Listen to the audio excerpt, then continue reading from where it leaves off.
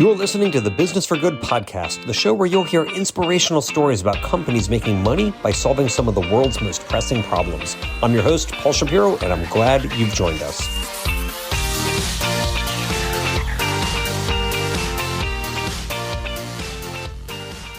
Welcome, friend, to the 146th episode of the Business for Good podcast. You know, sometimes on this show, we feature newer startups that are looking to make it big. In this episode, though, we're featuring someone who already did just that.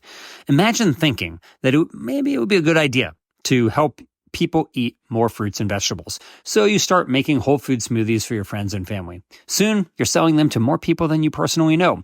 Next thing you know, you're running an all-vegan frozen meal company with hundreds of millions of dollars of revenue, $1 billion plus valuation, and hundreds of thousands of customers all enjoying your Whole Foods plant-based meals. That is the true story of Rachel Drori, founder of Daily Harvest, whose success with the company landed her on Forbes' list of America's wealthiest self-made women. But it was not all success along the way. In fact, there was great adversity. 2 years ago, after the company had achieved its unicorn status, tragedy struck. Dozens of people were sickened by one of their products, and it wasn't clear why. Some people were even hospitalized. In addition to the serious suffering of these customers, the crisis captivated national headlines, threatening to put an end to the Daily Harvest story after so much growth and success. Eventually, the root cause of the problem was found. A little-known ingredient called taro flour, not to be confused with taro flour, was causing a seemingly allergic reaction to a small number of people. And policies, of course, were put in place to prevent this from reoccurring, and the company's story did not end there. In the 2 years since this tragedy, Daily Harvest has since branched out away from just direct-to-consumer sales and is now in thousands of supermarkets too, like Target and Kroger and Costco, making it easier than ever for consumers to choose healthy plant-based meals. And as you'll hear in this interview with Rachel, they've even achieved that lucrative land known as profitability. So, what's next for Daily Harvest? We talk about that in this interview. But first, we learn from Rachel about how it all began.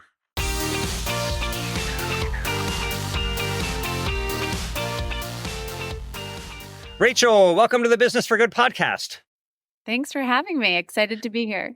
It is my pleasure to be chatting with you. I'm really looking forward to this. I want to get straight to it. You started this company a decade or so ago. You had an idea. It swelled to a unicorn. You've had tremendous highs. You've had some lows. But what was the reason you started this? You wanted to have some smoothies.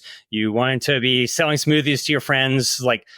Tell me, why would you even think about that? Why would you think, let's sell some smoothies? All right, let's go back. So I grew up as an athlete. I was a rower, and I was very well versed in health and wellness and nutrition. I was a lightweight rower. People look at me, I'm under 5'4", 5'4" on a good day, let's say. And they're very confused when I say I was a rower. So small one. But, really had to understand nutrition at a deep level. And when I got to college, I was kind of poking around, trying to figure out what I wanted to do. And my senior year, I was introduced to this course called The Politics of Food. And I was a poli-sci major, super interested in all of it. I was also a huge foodie. And I was like, yeah, let's try that. And became fascinated by learning about the system, learning about, the policy behind the system, and was so inspired by my professor that it actually became an area of focus of mine. And I think that plus my personal background of, being a rower, just having this interest, being a foodie, and post-college working in an environment that I was burning the candle at both ends. I was working, all day, every day, not nourishing myself. I had this light bulb moment where I was like, if somebody who really understands health and wellness and nutrition, can't eat the way that I know I should, what is everybody else going to do? And I really started thinking about, well, how can I solve this problem for myself? And this was when meal prepping was super popular and meal kits were super popular. And I thought about, well, if I could freeze the food, if the food could be frozen, then this might be an unlock. And then I painted this layer of the food system on top of it. And I was like, Well, not only can I solve this personal nutrition challenge, but there's actually a lot of benefit here that I can create along the way for the planet, for the environment, for potentially changing parts of the food system. And that's really where the idea for Daily Harvest came. Started with smoothies, as you mentioned, and decided that direct to consumer was the way to do it. Frozen food and direct to consumer were not two things that were said in the same sentence at the time at all. And decided that farm freezing our produce, putting them in a format that people could understand. When you open a Daily Harvest cup, you see all of the ingredients. You can't argue that like a cherry is a cherry, and people have a lot of mistrust of frozen food. So that was actually really important to be able to break through the notion of frozen food as dinosaur shaped chicken nuggets and frozen pizza. Again, this is 10 years back. So just kind of go on this journey. And also knowing what I knew about the system, being able to really think upstream and ensuring that the food that I was sourcing was checking a lot of boxes from a sustainability and human nutrition perspective, and putting it in a format that was so convenient that instead of grabbing a bar, instead of grabbing, a whatever in my company's pantry, I was able to eat better, but my friends would be able to eat better. Is kind of how it started. And D2C was the way that I had thought at the time, it turned out to be correct, was the way to kind of break through this notion that frozen was a last resort, not a first resort. Mm-hmm. You mentioned you already had a job, right? Like this wasn't something that you were, to my knowledge, it's not something that you were planning to make into a new job. You just wanted to have like a side thing. Was this a way because you just had a passion for getting more fruits and vegetables into people's intestines? Or was it that you just needed more money and so you wanted to have a side hustle? Yeah. So I was working at Guilt Group at the time. And I just personally was having all of these autoimmune symptoms, like all this weird stuff was going on. And as I said, I started it first for myself. And when I talked to friends about how I was solving this personal problem, everyone was like, "Can you do that for me?" And that's when I realized that there was this opportunity. And when I'm mentoring other founders, I often talk about like, my background was actually marketing. I'm a marketer. And for me, it would have been so easy to create a beautiful brand and, something that people were excited about. But what I realized at that moment is that I had a solution for a real problem. And I always tell, aspiring entrepreneurs, don't focus on the things that you know how to do. Focus on solving the consumer problem. Like, what is the problem that you're trying to solve? Focus on that first. And if the demand is there, the business will succeed. And that is what drove the passion and drove the initial stages of the business. It was realizing that there was a real problem to solve and that I had stumbled upon a solution. The problem, just to be clear, was that people were not eating enough fruits and vegetables, and your solution was to ship them frozen to them. Okay, got it. And yeah, I mean, It's a huge problem. People do not eat enough fruits and vegetables, and it is such a simple solution. Everybody knows they should eat their broccoli. Everybody knows, Brussels sprouts are good for you. But whether it is because they don't want to eat them, they don't have them conveniently at the ready when they are hungry. They don't like the taste of them. They don't know how to cook them. There are so many reasons. They're rotting in their fridge, right? Like how many times have you thrown out slimy spinach or fuzzy raspberries? There's so many reasons and so many excuses that we have for why we don't eat fruits and vegetables. But eating just one more serving of fruits and vegetables every single day has major health benefits and major planetary benefits. So, the business was founded around this premise of really helping everybody eat one more serving of unprocessed, real fruits and vegetables every single day. Right. Yeah, definitely a noble goal. I mean, it's always sobering to me when I see the statistics of how many Americans don't eat the RDA of fiber every single day, which is over 90%. How many people don't eat the recommended daily number of fruits and vegetables, which is also over 90%. Like, it's really remarkable just how fiber and vegetable phobic we seem to be as a society, and maybe even as a species in some cases. But so what happened? Like, were you thinking, I'm going to set about to start a smoothie company, or were you thinking, I'm setting out to create a food company? I mean, obviously now you're in way more than DTC. You're in thousands of supermarkets and you've CPG products. I doubt that was your plan at the beginning, but your goal was basically, I'm going to sell some smoothies.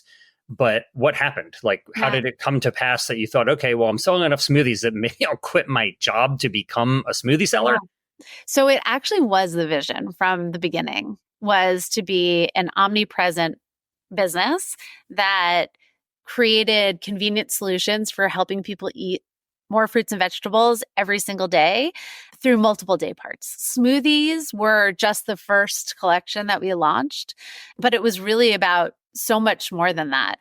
And, when the business started, it was really this idea that, a smoothie, I think I mentioned this earlier, that you open a cup, you see all the ingredients. And it was something that, like, people understand what a smoothie is. They understand what the ingredients are. And it was really easy for people to kind of wrap their head around the differentiator of, this is not processed, ultra processed food. This is real food in a format that fits my lifestyle. But how did you start? Like, you're making smoothies. You've got to presumably go to some type of a commercial kitchen where you can make them, so you're legally allowed to sell them. And then what? Like, how do you make people know that, hey, Rachel is selling smoothies? Like, what's the next step? Yeah. So I started in a commercial kitchen in Long Island City. I had absolutely no idea how to create a food business. I was a marketer in the travel industry. And I, had this crazy idea, and I was like, I've got to figure out how to do this.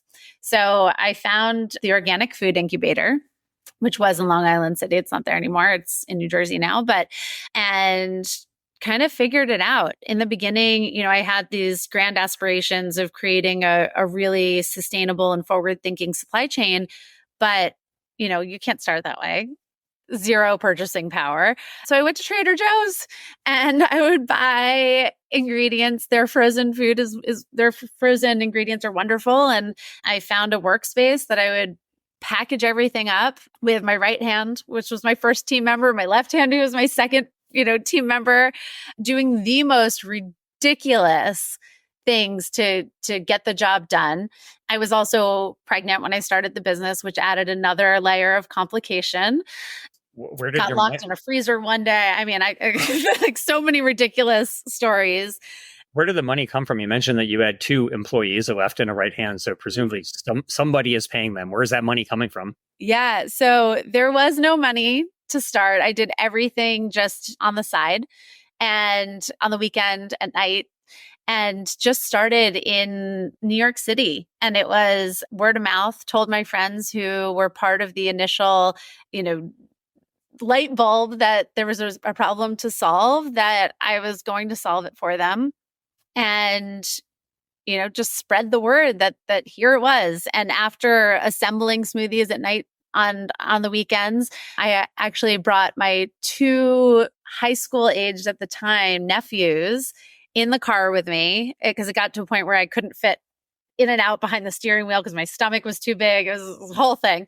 But they were hopping in and out of the car and, going up elevators and delivering bags on dry ice of the food that I'd created. And, it was pretty amazing to see how word of mouth spread, because the problem was really being solved. And quickly thereafter decided that I needed to expand. So expanded to the tri-state area. And the problem to solve there was, how do I ship this stuff? Right? It's one thing to deliver in your car in the New York State, in New York City, but beyond that was a ton of trial and error, mostly error. Yeah. Wow. So originally you've got your nephews who are delivering for you. You are paying for all of this yourself. Yeah. And were you thinking, I'm loaning this company money that I'll be paid back? Or are you just thinking, I'm just basically donating this money? Yeah. So originally it was just, payment in sweat to myself. And what I actually said was, and I often coach people to do this, I put an arbitrary but meaningful metric out into the world. And I told my friends and family, I said, if in, 6 months, if in 6 months I can get 10 times the amount of people that I know, 10 times more people that I don't know to purchase Daily Harvest than those that I did know, then I was going to quit my job and make this a real business. And I had a little bit of savings, and I definitely, had to invest during that time. But the metric was really about, was I solving the problem in an objective, a way that I could measure it objectively in my head? And was there something that I was going to hold myself to, that if it didn't work, I was going to move on with my life and not quit my job and not, kind of go for broke. But I hit the metric really quickly and bootstrapped the business for a good 6 months after I quit my job. And I'd say I invested probably a total of 25,000 in those beginning days, which I had in savings from all sorts of things, birthday money, camp jobs growing up, and, decided to raise money when I realized that I was choking off growth. Yeah. So we had on an earlier episode of this podcast, we had on Doug Evans, the founder of Juicero, and it was a really popular episode. People really loved hearing his story of rise and fall and rise again with his new business. But this was at the same time, that what he was doing was when you were starting, and he was this idea that he was going to ship fresh fruits and vegetables to people to make juices. I'm sure you were aware of what he was doing. He was in New York also, after all. Was what Doug was doing in any way an inspiration for you, or did you find it useful to know that somebody else was trying to ship, or was it more of a cautionary tale for you? Like, what was the relationship between Daily Harvest, which is trying to sell fresh smoothies, and then Juicero with a different model, trying to do D2C juice, basically? Yeah. So I'm going to add in a third company, a third variable to this conversation, where it was also during the early days of Blue Apron. And I was friends with the founders of Blue Apron, or one of, and then became friends with the other. And what I had learned from them was that ambient refrigerated was a very challenging business model. So just hearing about their trials and tribulations, when I heard about Juicero, I had that in the back of my mind. So I didn't feel anyway. I think anybody trying to get people to eat more fruits and vegetables is a wonderful thing, but I knew how challenging it was going to be. And I had a lot of friends who are investors that I went to college with, and a lot of them had either invested or passed on Juicero. So I learned a lot about the business, and I just wasn't totally sure that the problem being solved was exactly what people wanted and exactly the format. I think a tool with only one purpose is a challenging one to get on people's, kitchen counter. So, I would say, I kind of knew it was happening in the background. I knew it was going to be a challenging business, but, was definitely cheering them on and hoping that, they were going to succeed in a similar mission of helping people eat better. Yeah. Yeah. I mean, it's interesting because now Juicero has become, like a parody, right? It's this problem that was it's like a solution in search of a problem. And, the criticism of them back in at the time was, you can, why buy this fancy juicer when you can squeeze the product with your hands? And so, that became like this meme that you could squeeze it. I will say, Doug made, in my view, a compelling case on this show where he said, look, lots of people don't want to squeeze their own vegetables. It's kind of like saying, oh, did you know you can fly from New York to LA in the same time if you sit in economy as first class? Well, there's some people who want to sit in first class. And for those people, maybe they want to spend a lot of money on a juicer that sits on their kitchen counter. So, he was trying to appeal to a higher end market and with the eventual goal of getting to a lower price. But, he persuaded me at least that I think he was treated unfairly in the press at that time. And I'm glad he's doing a lot better now. But anyway, yeah. And to be fair, I think that there is a need for convenience when it comes to healthy solutions. Fruits and vegetables are the opposite of convenient. And as I said, like any way to solve that problem is a wonderful endeavor. Yeah, right. Look, of course, I agree. So let's get back off of Juicero and Blue Apron and back onto Daily Harvest here. You started by basically putting in $25K of your own money. You're running around at night, driving a car while pregnant, paying your nephews to deliver smoothies. And at some point you think, actually, I don't want to just do this in a local region. I want to start making this into a bigger business. And at that point, you need to start raising capital, as you mentioned, because as you said, you're choking off growth. So how did you go about this? You apparently, you said that you knew many investors already because you had gone to school with them or you'd gone to business school with them. So at that point, you think, I need to start raising capital. Was the ambition to become a unicorn? Were you thinking at that point, I'm going to build this thing into $1 billion valuation company? So absolutely not. Okay. For me, I was just like, don't embarrass yourself. That was I gave up on that goal long ago, Rachel. So I guess your life would be better if you give up on that goal. For somebody who I have a very good sense of humor about myself, I have no problem making a complete fool of myself. But I was like, this is reputation building. And if this doesn't work, I am probably going to try something else. And I want people to know that it was, I gave it the old college try. So, I think that the ambition was big, the vision was big, the mission was big. But as far as aspirations to become a unicorn or pressure on myself, I was kind of more in the school of, well, let's try it and see what happens. And, what is the worst case scenario? Very stoicism focused. If I could live with a negative outcome, then, it was a worthwhile endeavor and I would have learned a lot. So I'd say that was more the perspective that I came at it with. And, as I said, I did know a lot of investors. Unfortunately, none of them were consumer investors. So they were all technology investors, which is where Juicero raised most of their money. When I had told them what I was doing, they were all like, yes. What's the moat? Right. What's the moat on selling frozen fruits and vegetables? Right. So there was zero help.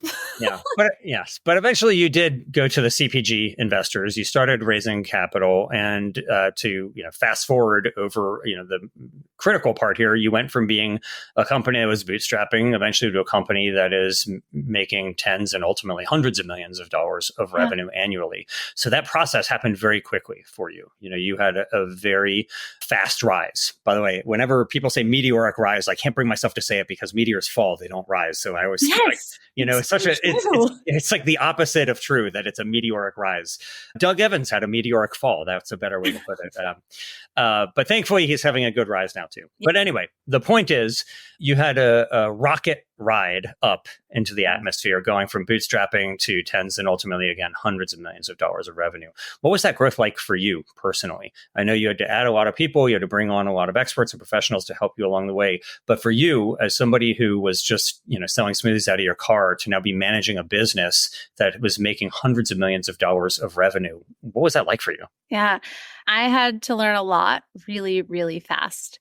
And I think the trick of it, this is something somebody said to me once, and I was like, yes, that. But kind of just being a swan on the water, where I had to portray this, portray calm and confidence on top of the water, but under the water was paddling really fast, trying to figure out what I was doing and what I was doing in the founder and CEO role changed every 3 months. So in the beginning, it was about bringing people on who knew what they knew, were experts in different areas. as I said, I didn't come from the food industry. So I really needed to bring people on who were experts in different areas, specialists. And, that quickly turned to, how do you manage really highly effective people? And going from managing 5 to managing 10 to managing 100 to managing 200, those skills are things that people usually, gain over years and years and years of experience. And I didn't have that time. So having incredible friends and mentors and a wonderful coach are the things that I would say helped me stay above water. Sure. So you're now, I like your analogy of the swan, kicking furiously under the water, but looking peaceful and graceful above the water. That definitely is a good analogy that I too will now use. And I'll attribute it to you since you're the one who told me about it. It's a great one. Right. So at some point, things are flying high. The company achieves a unicorn valuation, your Series D, where you guys were valued at 1.1 billion. And reportedly, you at that time owned over 1/3 of the company. So, this has been totally transformational in your life, obviously, now that you have a net worth of hundreds of millions of dollars. And the company is, in this very high echelon, this like less than 1% of startups that make it to unicorn status. And then tragedy strikes. Right? You have this really horrible event where dozens of people get sick. It's unclear why they're getting sick, but it appears to be from one of your products. And, other companies have weathered these type of food safety problems, like when Chipotle about a decade or so ago, they had a norovirus that decimated lines in their stores. In fact, I remember at the time, you used to have to wait at Chipotle, right? In line. You'd go there and you'd have to wait in line for a while. It was this long line. And all of a sudden there's no line. Now, for somebody like me, that meant I went there more, right? So during the time when nobody else wanted to go, I was like, oh, no lines, I'm going to Chipotle. But, it was a very tough thing for them. They pulled themselves out of it. And obviously they're doing fine now. In fact, they're doing quite well now. And Daily Harvest has pulled itself out of this. But walk us through what happened here. Not the details, like, people know what happened, right? There was a Peruvian ingredient that turned out to make some people sick, taro flour, not taro flour, but taro flour. But at the time, you had no idea what it was, right? It was just totally unclear. It sounds like a pretty healthy French lentil and leek frozen product. Like, sounds pretty good, right? Like, what could go wrong with that? So when you started hearing complaints about it, what were the first actions that you took? Yeah, this was, I'd say, the most challenging thing I've ever faced. And, it was particularly challenging for the consumers who were adversely impacted, for sure. It was something that was completely unprecedented. And, we had no idea what was happening. We couldn't have. Those early days were, working tirelessly with the team, trying to get to the bottom of what had happened. And at the same time, trying to communicate incredibly transparently and effectively with everyone, all of the stakeholders. It was a very interesting moment where, when you have a recall, there's a certain way that people are used to them going. They're used to, a recall with a root cause being announced immediately. And we couldn't do that. And we had this community and this relationship with our customers that was built on transparency and trust. And we just decided to stick with that in a really challenging moment.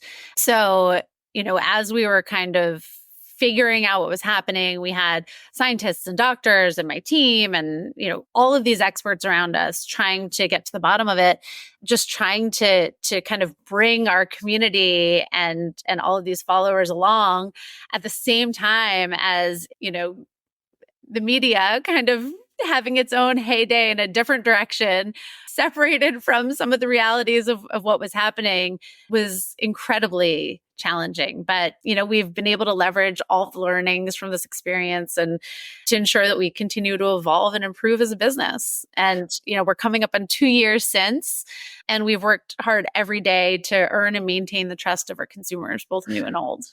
Right. So I want to talk about, what were the policies that you put in place? But first, did you think that this might be an existential threat to the company? I mean, I'm sure sales took a hit. I'm sure, you guys are getting raked over the coals in the media. And as you said, there were many people who were really seriously sickened. Some were hospitalized. I mean, this was like Yeah, a serious problem for these people. So did you think like everything I've built might be at stake here? Like this could actually be the end of the company? absolutely. I mean, I didn't sleep for months. And, it was 24 hours, 7 days a week, all hands on deck to use every business cliche at once in one sentence. But, it was a very scary, scary moment trying to, do whatever we could for the people who were impacted first and foremost to try and help them figure out what was going on and help them get the medical help that they needed and dealing with, the media and regulators. And it was a lot. But, we're focused now on the mission that we've always been focused, which is helping people eat more sustainably grown, sustainably sourced organic fruits and vegetables. We've launched a bunch of new collections. We've expanded into grocery and, we've really, really doubled down on, the growth and the potential of helping. When we were only D2C, we could only really reach 16% of the population, which is what percentage of people eat fruits and vegetables, eat food that is purchased online, but 84%, which is the opposite of that, is a lot larger. So really double down on growth to be able to reach the rest of our total addressable market and the consumers that need to be eating more fruits and vegetables every day. Yeah, for sure. So we're going to get into that in just a moment. But I had never heard of taro flour. I don't know if you had ever heard of taro flour. I mean, I know it's an ingredient in one of your products. That doesn't mean the CEO is aware of that, right? But so what can you do to prevent it from happening again? You said that you have all these safeguards in place, but I had no idea what taro flour was until this happened. Yeah. And so presumably, you've got tons of SKUs, lots of ingredients. Like, how do you make sure that this doesn't repeat? Yeah. So just really quickly, I'll tell you a little bit about how we decided to use the taro. But we were creating a unprocessed or unultra processed alt. I don't even want to call it an alt meat because it wasn't really. It was made out of nuts and seeds, center of the plate solution for dinner time. And the goal was really to create one SKU that was focused on nuts and seeds, and then to have one SKU that had no allergens, because we wanted to address that population at all. When you're creating something with unprocessed ingredients, it's actually like pretty hard. So we were looking hard for solutions and found out about this ingredient, taro, which is the same plant as taro gum, by the way, but different part of it.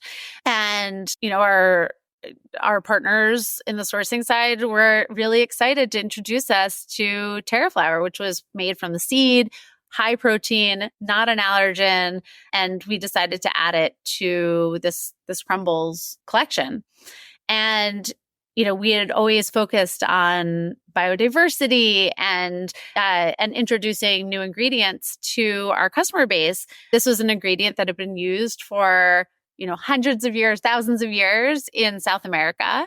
And, we decided to bring it here. And there are other companies that had used it first, but not in a huge commercial scale. So when we launched it, we learned very quickly that a certain percentage of the population cannot consume this ingredient, similar to how some people have favism and can't consume fava beans. Some people can't consume turmeric. It's a very similar reaction. Is that the issue? It's not that taro flour is unsafe to eat. It's that there's a small portion of the population that's essentially allergic to it. That's the concern. That is the hypothesis. Yes, I would say that there's no determined cause quite yet, but that is where the scientists and doctors have been circling. Got it. So yeah, it is. Okay. And so is the pathway forward just not using those type of more novel, less known ingredients? Is that the idea? Exactly. So if something hasn't been commercially used at scale for multiple years, we just don't need to be innovators in that way. And our food safety has always been best in class. And this was not necessarily like this was not a traditional food safety challenge. This was something very different. So, we continue to uphold our standards on the food safety side and working with suppliers to bring wonderful ingredients that have been around for longer in the US. So just to be clear, like it's not like this had a contamination problem. It wasn't like E. coli or salmonella or campylobacter. Like this is inherent to this type of plant product that some people just can't eat it. So let's move on from that. You start rebuilding though, right? So you get to a place where you're thinking, okay, like we have managed this. We figured out what the problem is. We're now putting in the policies in place. We're rebuilding trust with consumers.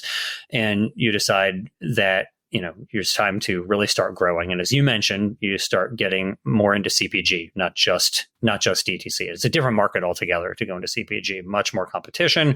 And you said that you are a marketer. Like, how does this change what the business is doing?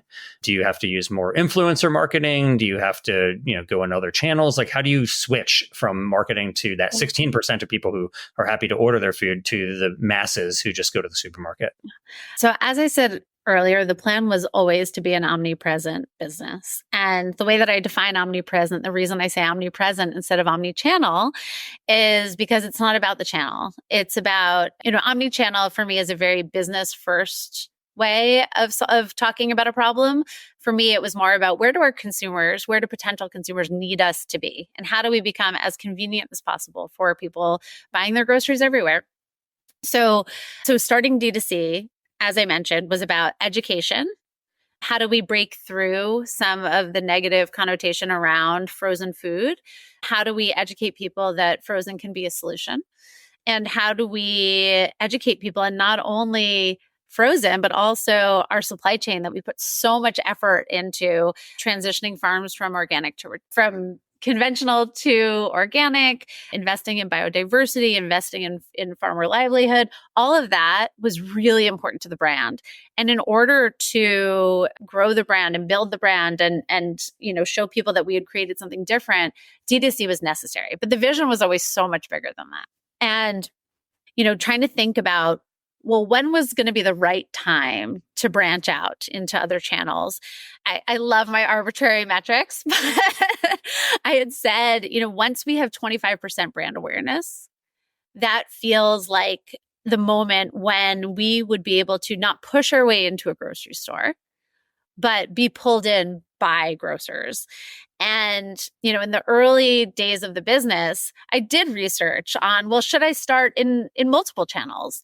And learned really quickly that not only is the frozen aisle really expensive, but to be able to have multiple SKUs as a new brand was like the idea of that was kind of hilarious. And the space that I was going to get was like kind of bottom of the freezer aisle, where nobody was going to see us. And because of the cup format where we started with smoothies and soups and overnight oats, people also wouldn't understand what it was because it was different. People would be like, is this ice cream? Is this, I don't know. So thinking about that moment, when we were going to branch out, it was when we hit that arbitrary but powerful metric of brand awareness. And that had meant that people had understand our supply chain. People understood the value of what we had created. People understood, how we were differentiated, and people also knew the brand name. So, hit that a year or so, or 2 years back, I would say, and, started building retailer relationships really quickly, brought on a team of experts in the area. And, it's been a lot of trial and error, honestly, as has every part of the business. We started with a great partner in Kroger and had an understanding with them that this was a big mutually beneficial opportunity, but we had a lot to learn and that there was going to be the need for experimentation. And, one of the benefits that I haven't touched upon yet of having so many SKUs is that not everybody wants to taste their greens. And that's okay, right? Some people want a replacement for Haagen-Dazs and they want that to be their fruits and vegetables. And that's also great. So really having a spectrum of different taste profiles and different nutritional needs and different mostly taste profiles, because if the food isn't good, guess what? You're not coming back. Nailed was key to those in those early D2C days, but it was also really important when launching into retail. So, being able to partner with someone like Kroger and being able to say, we need a lot of SKUs and we're going to take up a lot of shelf space, but we have this brand awareness and take a bet on us and let's go on this journey together was incredibly powerful. And since we've launched in multiple retailers, so we're in Target, we're in Wegmans, we're in Costco, and there's a lot more to come. And that was not an exhaustive list, but we learned a lot about how we get in front of this audience. Shopper marketing was not a function at Daily Harvest until we launched into this new channel. And, I'd say all of the marketing that we had done leading up to it was actually huge to make that initial launch really successful. Nice. So what's next? You have now been in business for a decade or so. The company has raised hundreds of millions of dollars. You're in thousands of stores. As you said, it's a well-known brand. Is there an IPO? Is there an acquisition? Like, how do your investors eventually get liquidity on this investment that they made? Yeah. And it's a question that a lot of people ask. Ultimately, our mission is where our focus is, and it is helping people eat more fruits and vegetables. We've launched so many different collections. We recently launched a pasta offering that is really differentiated, filled with organic vegetables in a super convenient format made for sharing, which has been amazing. So there's a lot more to do. There's a lot more retail expansion to happen. And the thing that people often don't talk about is when you take on external money, when you raise money, there has to be a return. And that's okay. We have investors who are incredibly value aligned and values aligned, I should say, and really know how important our mission is and what our ultimate focus is. And, as far as what the next step is for returning those dollars that we've raised over the years, I would say, the future is wide open to us, and there's a lot of opportunity and a lot of potential. And I wouldn't say that we have, one outcome, kind of underlined. It really is going to be about, when is the right time? What is the opportunity that's going to allow us to both focus on our mission, but also return to our investors, because that is our fiduciary duty.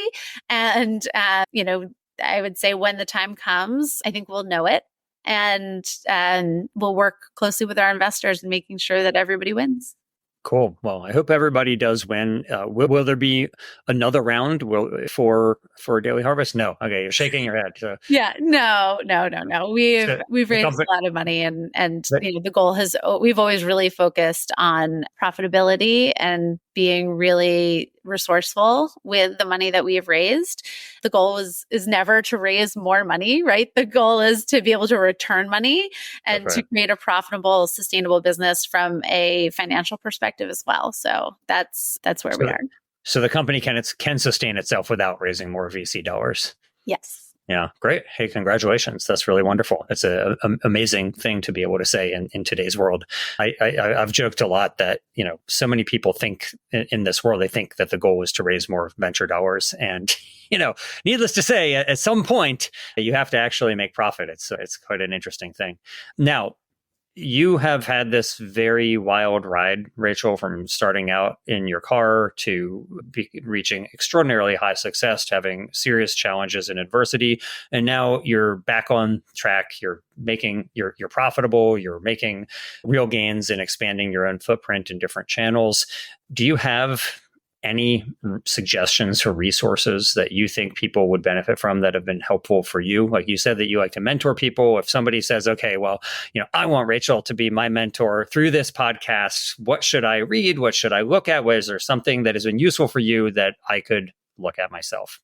So how I answer this question is usually to ask people if they've listened to Brene Brown's TED Talk on the power of vulnerability. I think that, really embracing vulnerability and leadership and innovation is crucial, and being open to uncertainty and willing to take risks. It really helps us cultivate an environment where ideas can flourish. So that is what I recommend. Cool. Well, we will link to that TED Talk, which is an excellent one, in the show notes for this podcast episode at businessforgoodpodcast.com. And finally, Rachel, I'm sure, you said, well, if this doesn't work out, I'll do something else. And I'll hope that this will have been reputation enhancing for me at least. Needless to say, it certainly was and has been, and hopefully will continue to be so. But what might you have done? Like, what should somebody think about doing that you hope they'll create that doesn't exist in the world yet? So there are two things or two problems that I do think need solving. One is personalized nutrition. By having a wide variety of SKUs and by having a D2C platform, we've kind of started to get at this, but true personalization using genomics and data analytics is really a tough problem to solve. But I do think there's a big need for tailored dietary solutions. Everybody has a different need and, to improve their health, to prevent chronic disease. And I get really excited by the idea of how to solve that one. The other one that I think a lot about is creating microbial-based solutions for soil health. I think there's a huge opportunity to develop biofertilizers and biopesticides that'll really enhance soil microbiomes that can promote regenerative agriculture to restore soil fertility and to help sequester carbon.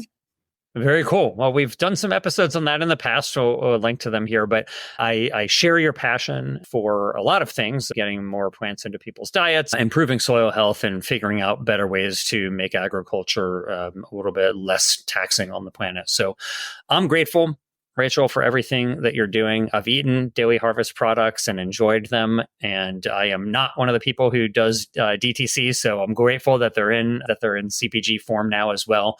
And I admire all that you have accomplished with the company. So I'll continue to root for your success and hope to see when the stars do align, to see either the acquisition or IPO that is going to do what you said, which is to finally provide that return to these investors.